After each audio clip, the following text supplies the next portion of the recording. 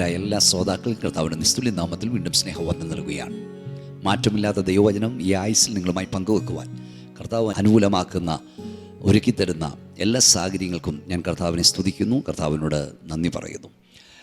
നിങ്ങൾ ഈ മിനിസ്ട്രി ഓർത്ത് പ്രാർത്ഥിക്കുകയും സ്നേഹിക്കുകയും സഹകരിക്കുകയും ചെയ്യുന്ന എല്ലാവരെയും കർത്താവ് അനുഗ്രഹിക്കട്ടെ. അനേകർക്ക് ഈ പ്രഭാഷണം അനുഗ്രഹമാകുന്നു.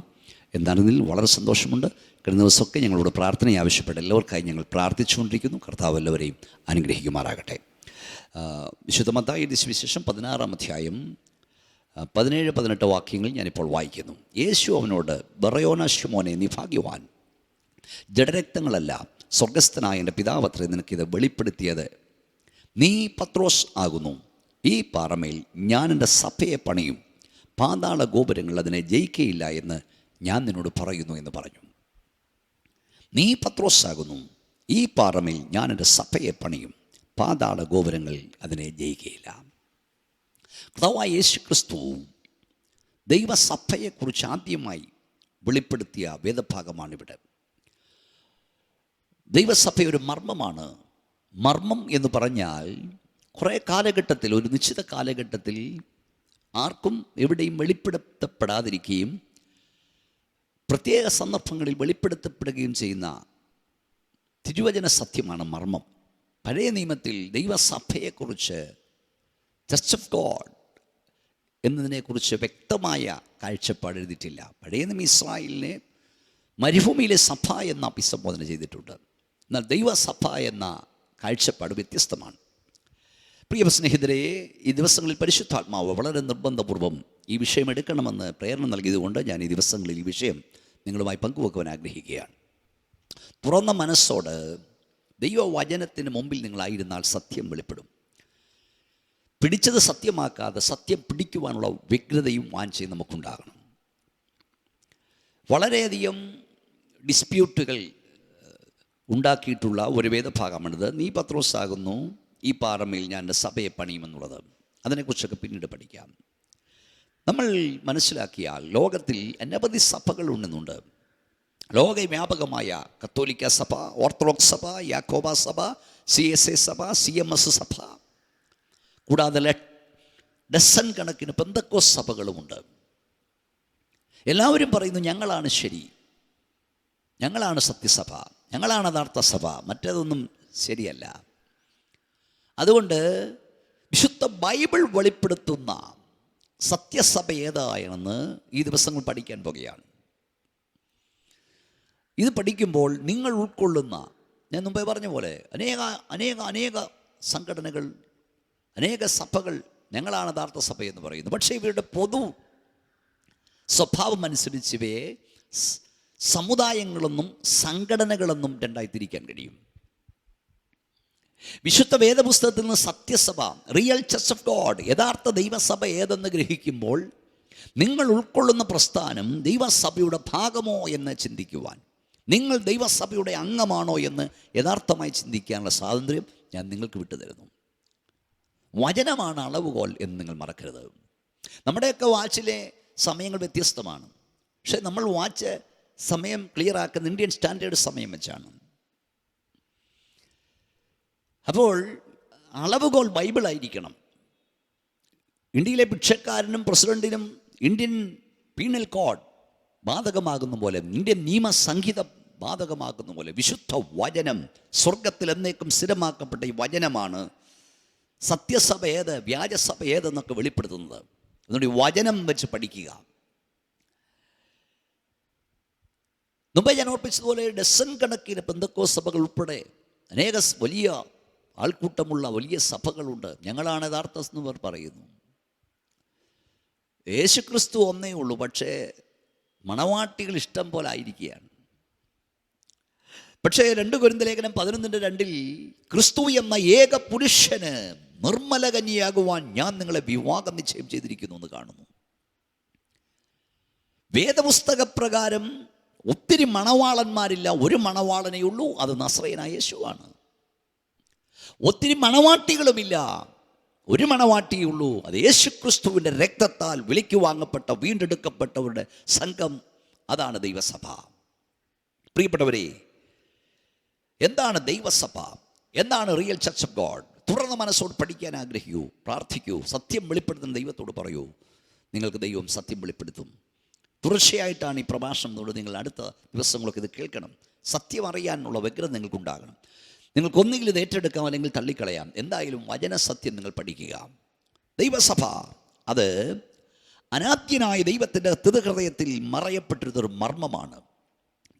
വെട്ടുകുഴിയിൽ വെച്ച് തന്നെ കുറവ് തീർത്ത കല്ലുകളെ കൊണ്ട് പരിശുദ്ധാത്മാവും ദൈവത്തിൻ്റെ അഭിഷക്തന്മാരാലും ദൈവസഭയാം സൗധത്തിൻ്റെ ഗ്രഹത്തിൻ്റെ പണി തുറന്നുകൊണ്ടിരിക്കുന്നു.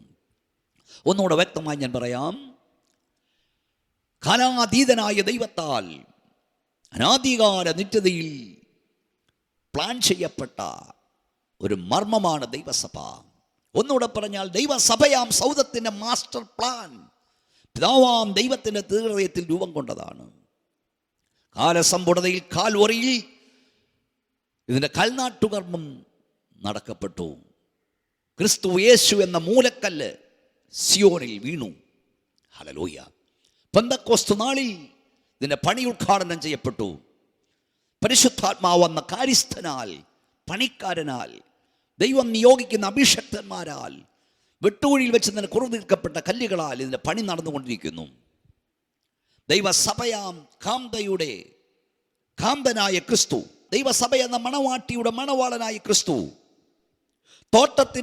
ദൈവസഭ എന്ന തോട്ടത്തിൻ്റെ ഉടമസ്ഥനായ ക്രിസ്തു, ദൈവസഭ എന്ന ശരീരത്തിൻ്റെ ശിരസ്സായ ക്രിസ്തു, ദൈവസഭ എന്ന കെട്ടിടത്തിൻ്റെ മേൽക്കൂരയായ ക്രിസ്തു എന്ന് മധ്യാകാശത്തിൽ വെളിപ്പെടുമോ അന്ന് വരെ ദൈവസഭയുടെ പണി നടന്നുകൊണ്ടിരിക്കും. ആരെല്ലാം വിചാരിച്ചാലും ഇതിൻ്റെ പണി തടയാൻ കഴിയില്ല. കാരണം സഭയുടെ ഉടമസ്ഥൻ ക്രിസ്തുവാണ്. സഭയ്ക്ക് വേണ്ടി മുതൽ മുടക്കിയവൻ ക്രിസ്തുവാണ്. സഭയുടെ ഉടമസ്ഥൻ പറഞ്ഞു, ഞാൻ എൻ്റെ സഭയെ പണിയും, പാതാള ഗോപുരങ്ങൾ അതിനെ ജയിക്കയില്ല. യേശു ദൈവസഭയെക്കുറിച്ച് പറഞ്ഞപ്പോൾ തന്നെ പാതാള സീമയെക്കുറിച്ച് പറഞ്ഞു, പാതാള ഗോപുരങ്ങളെക്കുറിച്ച് പറഞ്ഞു. ദൈവത്തിൻ്റെ സഭയെ മുടക്കുവാൻ പാതാള ഗോപുരങ്ങൾ ശ്രമിക്കും, പക്ഷെ അത് ജയിക്കില്ല. കാരണം പാതാള ഗോപുരങ്ങളെ ജയിച്ച ജയാളിയായ ക്രിസ്തുവാണ് സഭയുടെ ഉടമസ്ഥൻ. സഭയെ പണിയുന്നത് അവനാണ്. Price the Lord. നസ്രയനായ യേശുവാണ് സഭാനാഥൻ, അവനാണ് പണിയുന്നവൻ. സ്തോത്രം. പണിയുന്നത് പരിശുദ്ധാത്മാവെന്ന ശക്തിയോടെ. Price the Lord. സർവവല്ലഭനായ സർവശക്തനായ കർത്താവാണ് ഇതിൻ്റെ പണി നടത്തുന്നത്. പ്രിയപ്പെട്ടവരെ, ദൈവസഭ എന്താണ്, എന്തല്ല?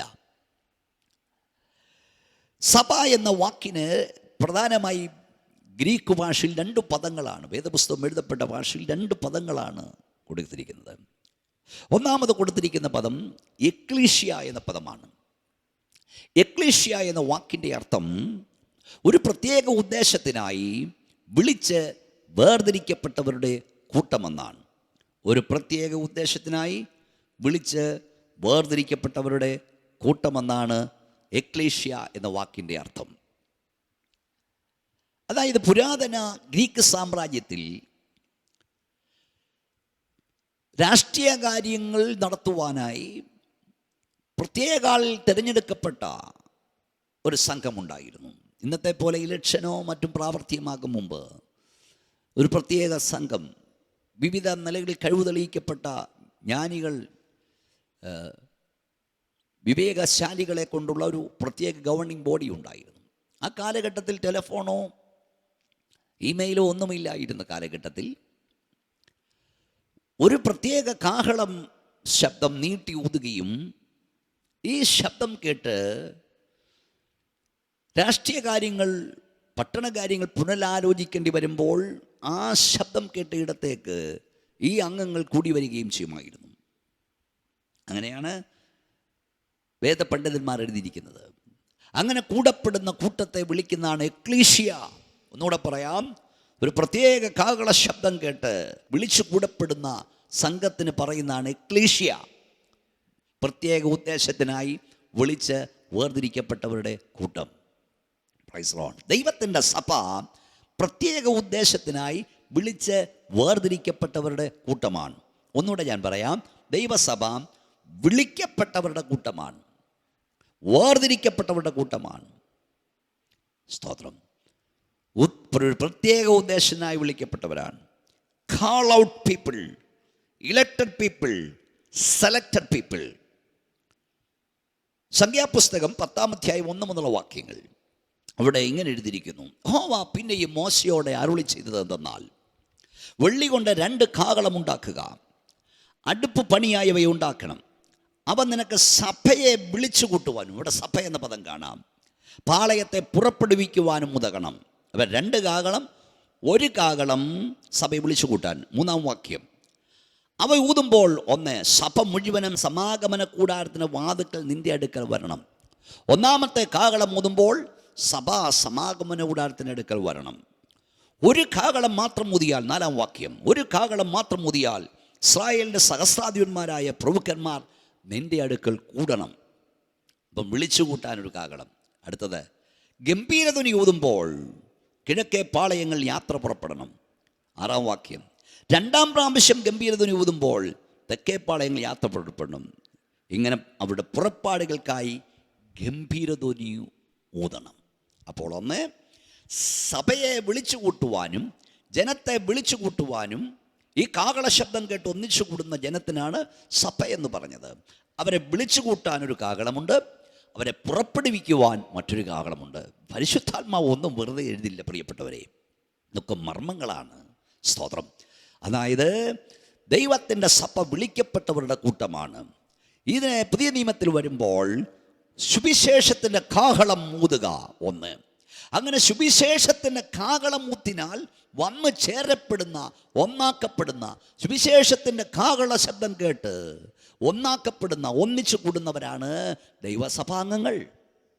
അങ്ങനെ ഒന്നിച്ചു കൂടപ്പെടുന്ന, സുവിശേഷത്തിൻ്റെ കാഹള ഊത്തിനാൽ ഒന്നിച്ചു കൂടപ്പെട്ടവർ മറ്റൊരു കാഹളം പ്രതീക്ഷിച്ചിരിക്കുന്നു.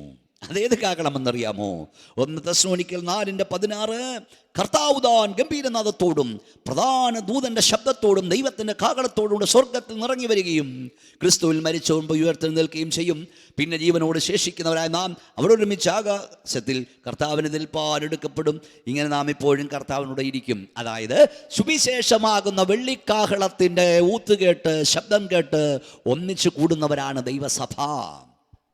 അങ്ങനെ ഒന്നിച്ചു കൂടപ്പെട്ടവർ മറ്റൊരു കാഹളത്തിനായി കാതോർത്തിരിക്കുന്നു. അതാണ് ഗംഭീരധ്വനി. കർത്താവുതാൻ ഗംഭീരനാദം, കർത്താവിൻ്റെ ഗംഭീരനാദം, കർത്താവിൻ്റെ ഗംഭീരനാദം, പ്രധാനന്റെ ശബ്ദം, ദൈവത്തിൻ്റെ കാഹളം. ഇത് കേൾക്കും. ഇതാരാ കേൾക്കുന്നത്? സംഖ്യാപുസ്തകം നമ്മൾ വായിച്ചത് 1-ാമത്തെ കാഹളം ഊതുമ്പോൾ വന്ന് ചേരപ്പെടണം. അങ്ങനെ 1-ാമത്തെ കാഹളം ഊതിനാൽ ഒന്നിച്ചു കൂടപ്പെട്ടവർ മാത്രമേ അടുത്ത ഗംഭീരധ്വനി ഊരുമ്പോൾ യാത്ര പുറപ്പെടുകയുള്ളൂ. 2-ാമത്തെ കാഹളം അവർക്ക് വേണ്ടിയുള്ളതാണ്.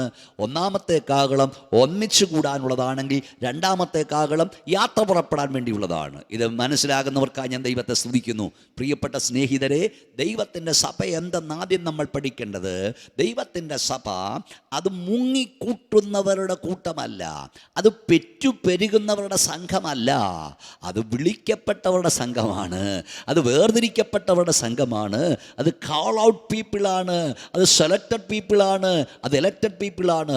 സുവിശേഷമാകുന്ന കാഹളം നീട്ടിയൂതുമ്പോൾ സുവിശേഷ ശബ്ദം കേട്ട് ഒന്നിച്ചു കൂടുന്നവരാണ് ദൈവസഭയുടെ അംഗങ്ങൾ.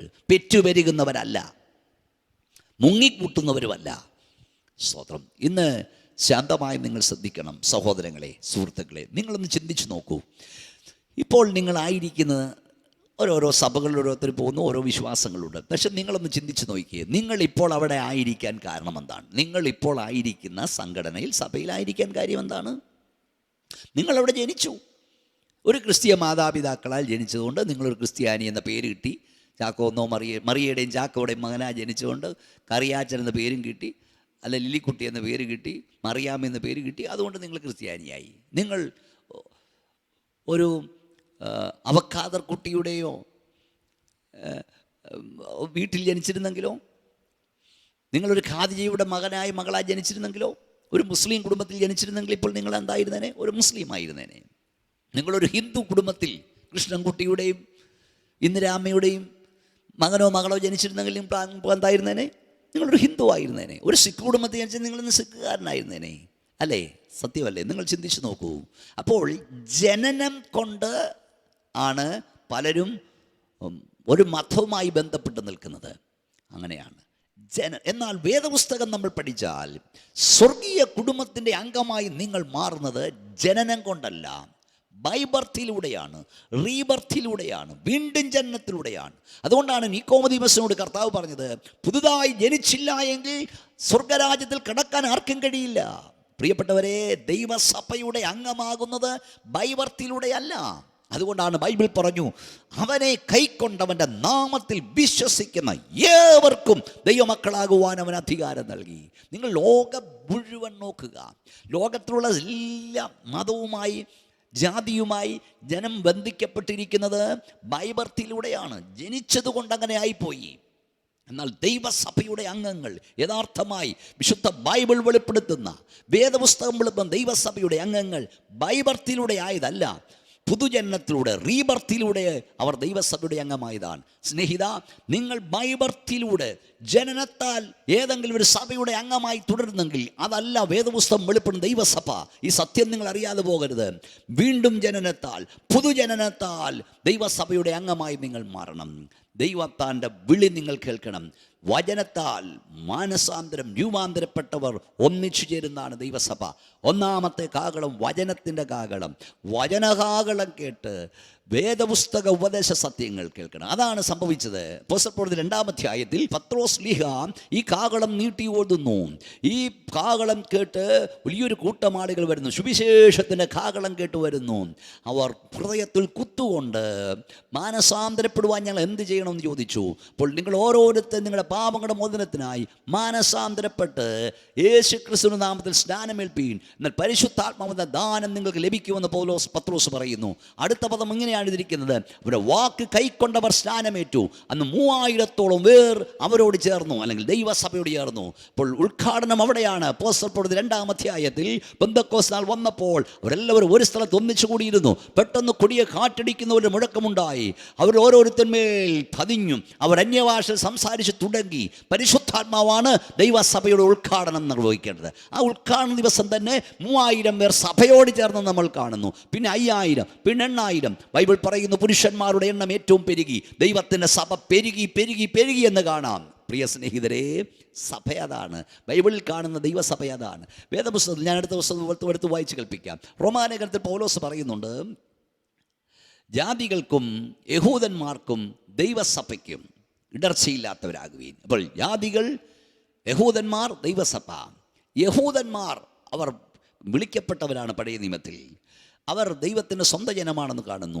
അവരെ ദൈവം പ്രത്യേകം വേർതിരിച്ചു. എന്നാൽ വേദപുസ്തക കൺസെപ്റ്റിൽ, വേദപുസ്തക കാഴ്ചപ്പാടിൽ യഹൂദന്മാരല്ലാത്ത എല്ലാവരെയും ബൈബിൾ ജാതികൾ എന്നാണ് കൊടുത്തിരിക്കുന്നത്. ജാതികൾ എന്നാണ് കൊടുത്തിരിക്കുന്നത്.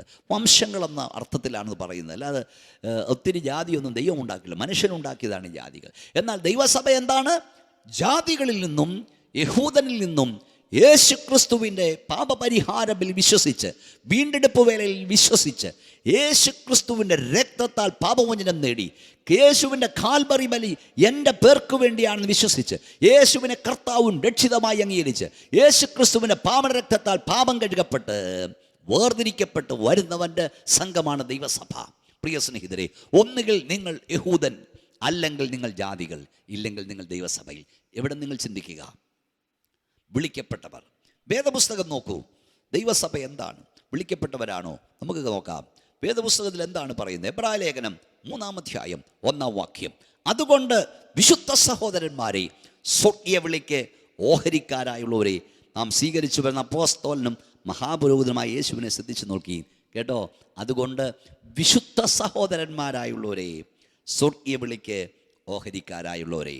വേദപുസ്തകം മുഴുവൻ അതിനെക്കുറിച്ച് നമുക്ക് കാണാം. റോമാലേഖനം 1-ാം അധ്യായം 1-ാം വാക്യം, ദൈവം തൻ്റെ പുത്രനും നമ്മുടെ കർത്താവുമായ യേശു ക്രിസ്തുവിനെ കുറിച്ച് വിശുദ്ധ രേഖകളിൽ അവൻ്റെ പ്രവാചകന്മാർ മുഖാന്തരം മുൻകൂട്ടി വാഗ്ദത്തം ചെയ്ത സുവിശേഷത്തിനായി വേർതിരിച്ച് വിളിക്കപ്പെട്ട അപ്പോസ്തലനും യേശു ക്രിസ്തുവിൻ്റെ ദാസനുമായ പൗലോസ്. അടുത്ത പദം ശ്രദ്ധിക്കുക, റോമയിൽ ദൈവത്തിന് പ്രിയരും വിളിക്കപ്പെട്ട വിശുദ്ധന്മാരുമായ ഏവർക്കും എഴുതുന്നത്. അപ്പോൾ റോമിലുള്ളവർ വിളിക്കപ്പെട്ട വിശുദ്ധന്മാരായിരുന്നു.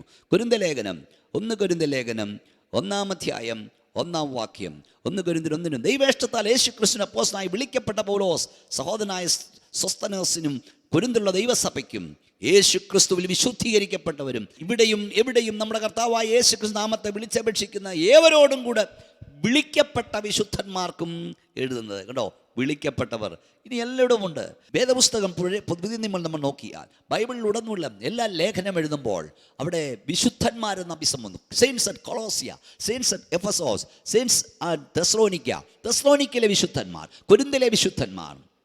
അപ്പോൾ ദൈവസഭ അവർ ഒന്ന് വിളിക്കപ്പെട്ടവരാണ്, രണ്ടവർ വേർതിരിക്കപ്പെട്ടവരാണ്, മൂന്നവർ വിശുദ്ധീകരിക്കപ്പെട്ടവരാണ്. ദൈവസഭയിലെ അംഗങ്ങൾക്കെല്ലാം ബൈബിൾ കൊടുക്കുന്ന പേര് വിശുദ്ധന്മാരെന്നാണ്. അതിനെക്കുറിച്ച് നമുക്ക് പിന്നീട് പഠിക്കാം. നോക്കൂ, പത്രോസ് എഴുതിയ 1 ലേഖനത്തിൻ്റെ 2 അധ്യായം 9, നിങ്ങളോ അന്ധകാരത്തിൽ നിന്ന് തൻ്റെ അത്ഭുത പ്രകാശത്തിലേക്ക് നിങ്ങളെ വിളിച്ചവൻ്റെ, ശ്രദ്ധിക്കുക, നിങ്ങളെ വിളിച്ചവൻ്റെ സൽഗുണങ്ങളെ ഘോഷിപ്പാൻ തക്കവണ്ണം തിരഞ്ഞെടുക്കപ്പെട്ടൊരു ജാതിയും രാജകീയ പുരോഹിതവർഗവും വിശുദ്ധ വംശവും സ്വന്തം ജനവുമാകുന്നു. മുമ്പേ നിങ്ങൾ ജനമല്ലാത്തവർ, ഇപ്പോഴോ ദൈവത്തിൻ്റെ ജനം, കരുണ ലഭിക്കാത്തവർ, ഇപ്പോഴോ കരുണ ലഭിച്ചവർ തന്നെ. ശ്രദ്ധിക്കുക, നിങ്ങളോ അന്ധകാരത്തിൽ നിന്ന് തൻ്റെ അത്ഭുത പ്രകാശത്തിലേക്ക് നിങ്ങളെ വിളിച്ചവൻ്റെ. അപ്പോൾ ദൈവത്തിൻ്റെ സഭയിൽ ആളി ചേർക്കപ്പെടുന്നത് വിളിച്ചാണ്. ദൈവം വിളിച്ചാണ് ആളി ചേർക്കുന്നത്. സങ്കീർത്തനക്കാരൻ പറയുന്നു, 50-ാം സങ്കീർത്തനം 1-ാം വാക്യം പറയുന്നു, സൂര്യൻ്റെ ഉദയം മുതൽ അസ്തമനം വരെ ദൈവം ഭൂമിയെ വിളിച്ചുകൊണ്ടിരിക്കുന്നു. അതിനാണ് സുവിശേഷ പ്രഘോഷണം, അതിനാണ് TV പ്രോഗ്രാം. നിങ്ങൾക്കറിയാം, ലോകം മുഴുവൻ 24 മണിക്കൂറും ദൈവവചനം പ്രഘോഷണം ചെയ്യപ്പെടുന്ന, പ്രസരണം ചെയ്യപ്പെടുന്ന, ടെലികാസ്റ്റ് ചെയ്യപ്പെടുന്ന ആയിരക്കണക്കിന് ചാനലുകൾ ഇപ്പോഴുണ്ട്, റേഡിയോ നിലയങ്ങളുണ്ട്.